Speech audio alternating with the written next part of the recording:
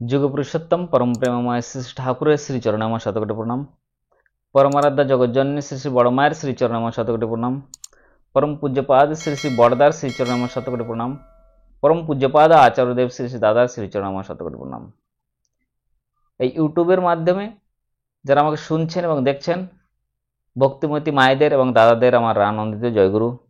আশা করি আপনারা সকলে ভালো আছেন ঠাকুরের কৃপায়। প্রত্যেকেই শ্রী ঠাকুরকে মাথায় করে নিয়ে চলার চেষ্টা করছেন এবং ইষ্ট কাজে রত আছেন।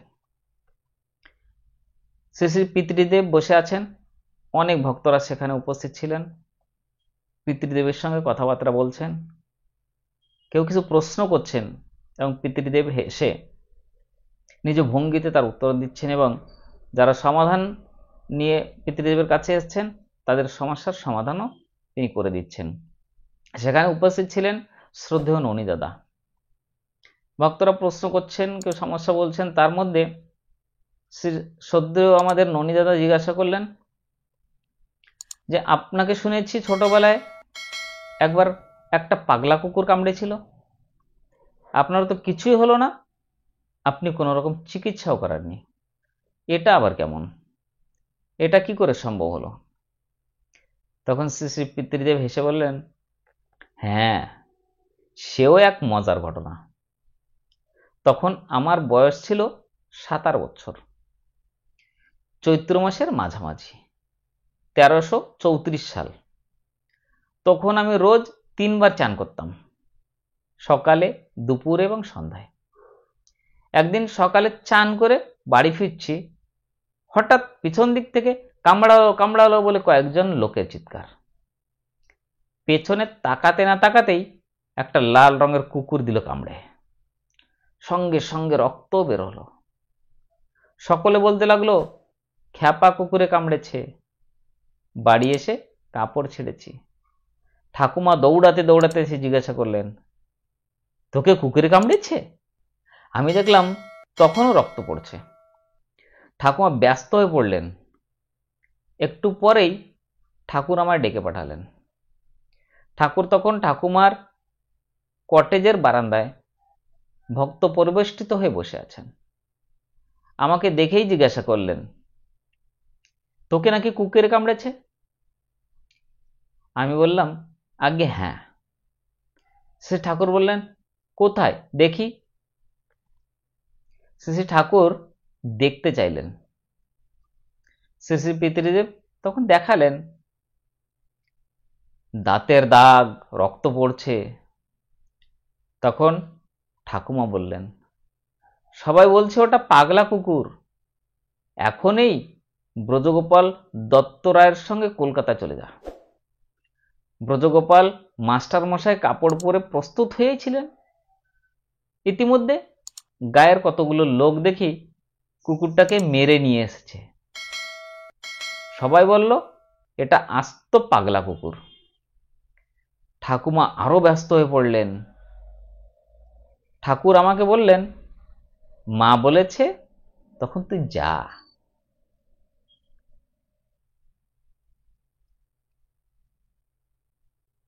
ঠাকুরমা তৎক্ষণাৎ আমাদের রওনা করে দিলেন।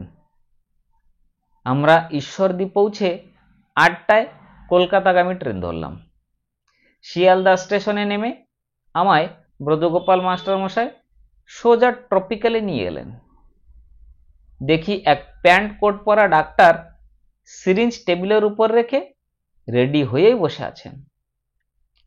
মাস্টার মশাই আমাকে দেখিয়ে বললেন, একে কুকুরে কামড়েছে।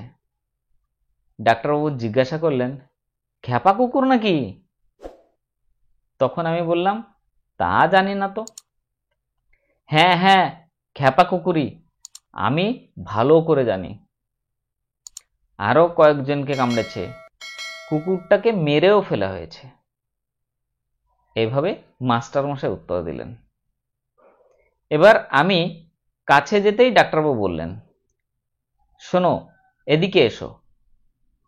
জামা তুলে পেটে হাত দিয়ে বললেন, এইখানে ইঞ্জেকশন নিতে হবে, রোজ একটা করে, এমনি করে 17 দিন নিতে হবে। 17 দিন থাকতে হবে? এই বলেই আস্তে আস্তে পিছুতে শুরু করলাম। পিছুতে পিছুতে প্রায় দরজার কাছে পৌঁছে গেছি।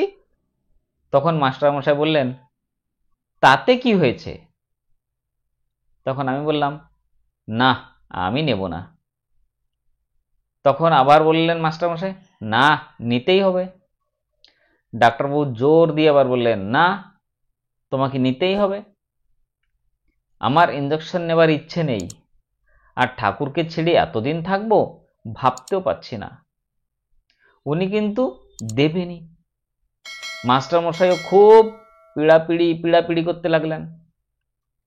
বেগদিক দেখে দরজার পাশ দিয়ে দিলাম দৌড়। আমায় ছুটতে দেখে ডাক্তারবাবু বললেন, এ খোকা, যেও না, যেও না। মাস্টারমশাই চিৎকার করতে লাগলেন, কিন্তু কে কার কথা শোনে। এক দৌড়ে চলে এলাম শিয়ালদা। মাস্টার মশাইও আমার ধরার জন্য পেছন ছুট দিলেন, নাগাল পেলেন না। আমি টিকিট কেটে প্ল্যাটফর্মে গিয়েই দেখি একটা ট্রেন দাঁড়িয়ে আছে। জিজ্ঞাসা করলাম, কোথায় যাবে? বললেন, শিলিগুড়ি। আমি অমনি উঠে পড়লাম।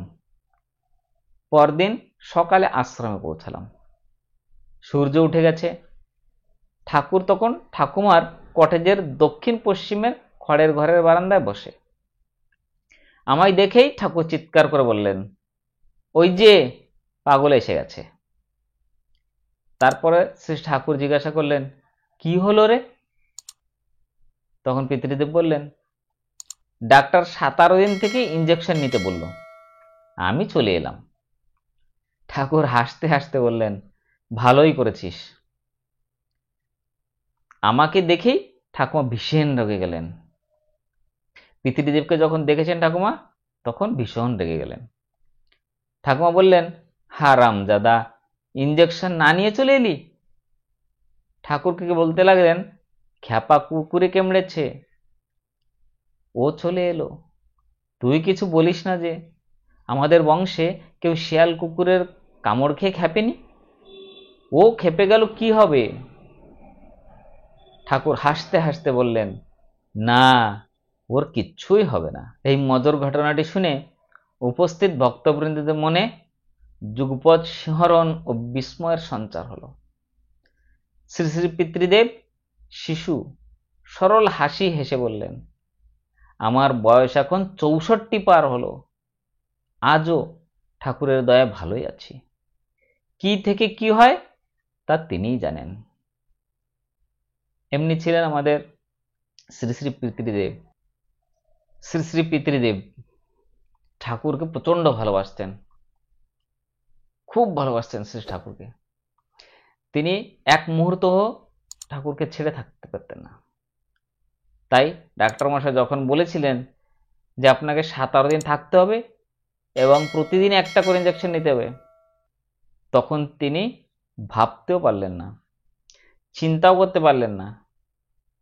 ভাবা তো দূরের কথা, আমি ঠাকুরকে ছেড়ে এতদিন থাকবো, মোটেও না। তখন এই ভেবেই পিতৃদেব সেখান থেকে ছুটতে লাগলো। তার গভীর বিশ্বাস যে শ্রী শ্রী ঠাকুর আছেন, আমার কিচ্ছু হবে না। এই গভীর বিশ্বাসেই তিনি সেই ডাক্তার মশাইয়ের কাছ থেকে, সেই দাওয়াখানা থেকে, হসপিটাল থেকে ছুটতে শুরু করলো এবং সোজা ট্রেন ধরে আশ্রমে পৌঁছে গেলেন। শ্রী শ্রী ঠাকুরও জানেন যে আমার বড় খোকা আমাকে প্রচন্ড ভালোবাসে। এমন বহু ঘটনা আছে শ্রী শ্রী পিতৃদেবের, যা শুনলে মনে খুব আনন্দ বোধ হয়, স্বস্তি বোধ হয়, শান্তি বোধ হয়।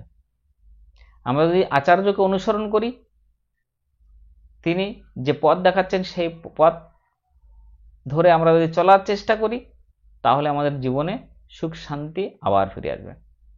সুখ শান্তির অভাবই হতে পারবে না।